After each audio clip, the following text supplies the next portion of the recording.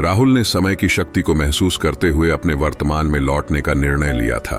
वह जानता था कि आस्था अब उसकी दुनिया में नहीं थी, लेकिन उसके दिल में उस लड़की का प्यार और उसकी यादें हमेशा के लिए बस गई थीं।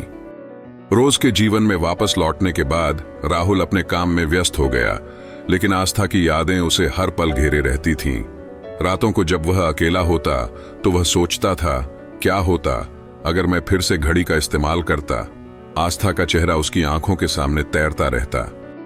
एक दिन जब राहुल काम से घर लौट रहा था, अचानक उसके जेब से वही पुरानी घड़ी बाहर गिर पड़ी। वह घड़ी जो उसे भविष्य में लेकर गई थी, अब भी उसकी उम्मीदों और ख्वाहिशों का हिस्सा बन गई थी। घड़ी के कांच में वही रहस्यमयी चमक थी, जैसे वह फिर से उसे किसी दूसरी दुनिया में ले जाने का इरादा रखती हो। राहुल ने घड़ी को अपनी हथेली में लिया और उसकी ओर देखा। वह जानता था कि यह कदम जोखिम भरा हो सकता है, लेकिन उसके दिल में आस्था के बिना जीने का सवाल ही नहीं था। उसने तय किया कि वह भविष्य में लौटेगा ताकि आस्था से फिर से मिल सके। राहुल ने घड़ी के बटन को दबाया और तेज चमक के साथ वह फिर से गायब हो गया। जब उसने अपनी आंखें खोलीं तो वह किसी नई दुनिया में था। यह वह भविष्य नहीं था जहां वह पहले गया था। राहुल ने चारों ओर देखा और देखा कि एक बूढ़ा आदमी उसकी ओर आ रहा था। उसकी आंखों में कुछ खास था और उसकी चाल से ऐसा लगता था कि वह इस दुनिया को बहुत अच्छे से जानता था। बूढ़े आदमी ने राहुल की ओर देखा और मुस्कुराते हुए कहा, तुम वापस आ गए हो राहुल। राहुल चौंकते हुए बोला, तुम मुझे कैसे जानते हो? बूढ़े आदमी ने एक गहरी सांस ली और बोला, मैं तुम्हारी घड़ी से परिचित हूं। यह घड़ी एक ऐसी वस्तु है जो समय के हर कोने में यात्रा कर सकती है, लेकिन इसका उपयोग सोच समझकर करना पड़ता है।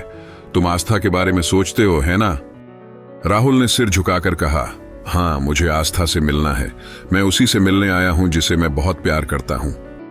बूढ़े आदमी ने उसे गंभीरता से देखा और कहा, तुम नहीं समझते राहुल, तुम जिस भविष्य में हो वह आस्था के भविष्य से बहुत अलग है। हर बार जब तुम इस घड़ी का इस्तेमाल करते हो, तुम समय में एक और दरवाजा खोलते हो और हर दरवाजा एक नई दिशा में ले जाता है। राहुल ने कड़ा मन बनाते हुए कहा, मैं उसे वापस पाना चाहता हूं। बूढ़े आदमी ने धीरे से मुस्कुराते हुए कहा, तुम्हारी इच्छाओं की पूरी कीमत चुकानी पड़ेगी। क्या तुम तैयार हो? राहुल ने पूरी तरह से आत्मसमर्पण करते हुए कहा, मैं तैयार हूं। बूढ़े आदमी ने राहुल के सामने एक विशेष घड़ी की ओर इशारा किया जो पूरी तरह से अलग थी।